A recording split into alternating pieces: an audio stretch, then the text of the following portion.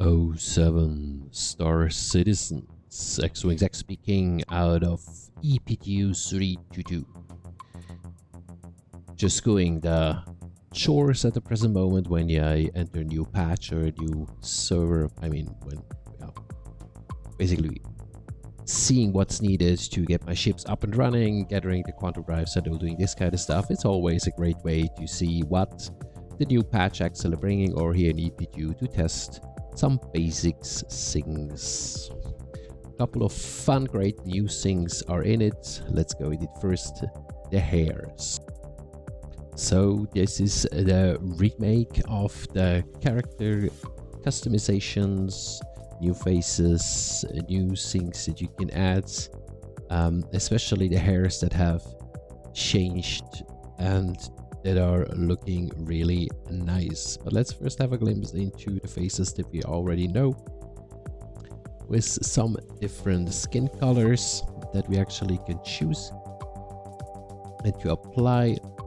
So that's pretty nice. I usually do male characters when I'm playing this game because it's not third person. I only do choose female characters in third persons. Why? I don't want to look at the bloke's ass. I want to look at the woman's ass. Sorry for being so manly. Hair. New hair. And it looks like hair. We have a variety of different cuts that we can get. Some of them resemble a little bit on Sohan, quite out of the 80s. Yeah, that's one. Yeah, longer hairs, different cuts. Pretty good. I like the shading. I like the fineness of them. It's very awesome. It's really good. And they have its own physics. See how they fall if you move around. Pretty nice. You can almost feel it on your own neck how these long hairs drop over it. Yeah, I used to have long hairs. Oh, Uma Thurman is here as well from Remember Pulp Fiction. Yeah, that cut was back then very nice. Baldy with some cuts. Oh, a little ponytail. I used to have that for years, man. A longer one actually. A lot longer. Okay, yeah. So the undercut. Oh, a man bun. Nice. Oh, for the baldies, well, that would be mine, but not with this high front lobes. Yeah. Okay, some stuff.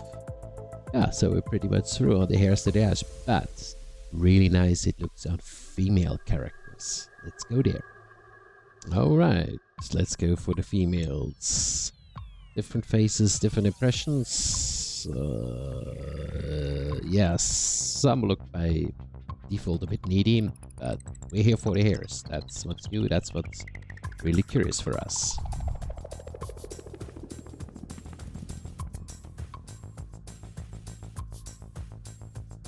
Yeah, and as we move along, we got all the different things. They're just looking good. I know it's the same for the male, but it's just different. Yeah, this is the grayish color that I'm choosing. Yeah, I'm getting old, so grayish colors. But if we'll just look at the shadings of the different things and the physics of it, it's just amazing. It's just amazing.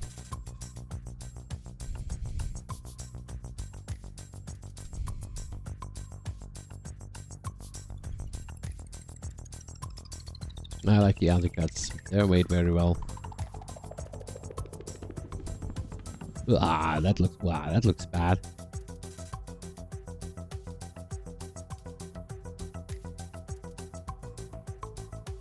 Another good spot to look and test is ship's loadouts.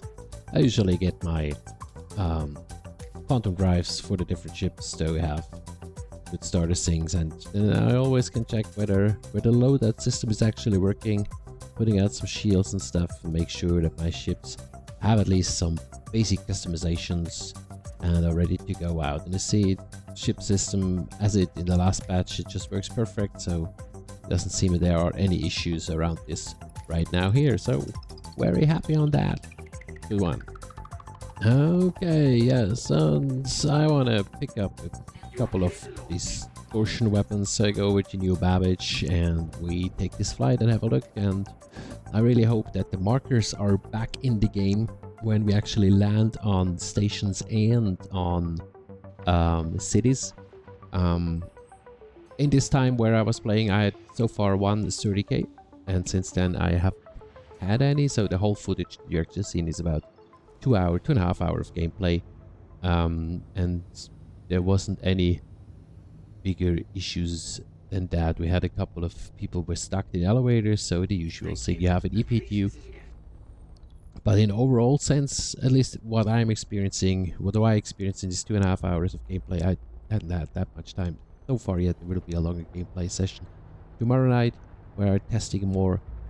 It feels really good. So stuff moves fast, smooth, and it goes on pretty well as the most basic functions are there and are using.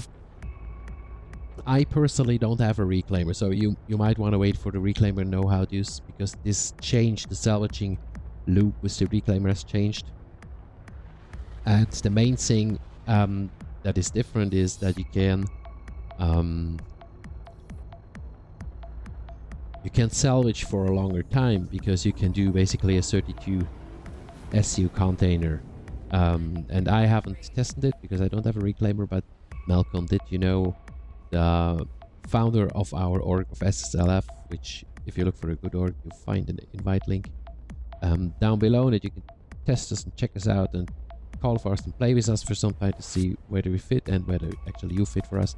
But he tested it today and he said it was pretty cool because it's a lot less running around, which makes the reclaimer a bit more solo practical as well, so you can, or needing less crews. So far we had always 4 people on board, 1 pilot, 2 in the turrets, and at least 1 person down in the salvage processing to get the SUs out. It's fun. It was fun seeing move boxes and staple boxes, but this is going to change with 322. Okay, approach to new Babbage. Will the markers be there or not? One of my biggest questions that I'm having. I know it's a rather small one for when you compare to look at this, but having those markers as you approach the stations or the big spaceports here, that's pretty relevant.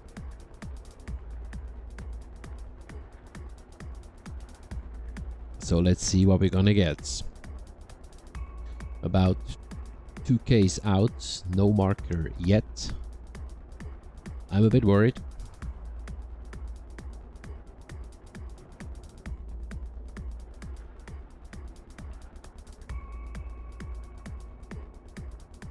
Okay, we're getting close. And it's night, so I'm already prepared for having a search of a entrance here. Oh man, please. Oh yes, there. Oh, we have markers. Well, they're a bit close in, but they are markers, so I'm happy.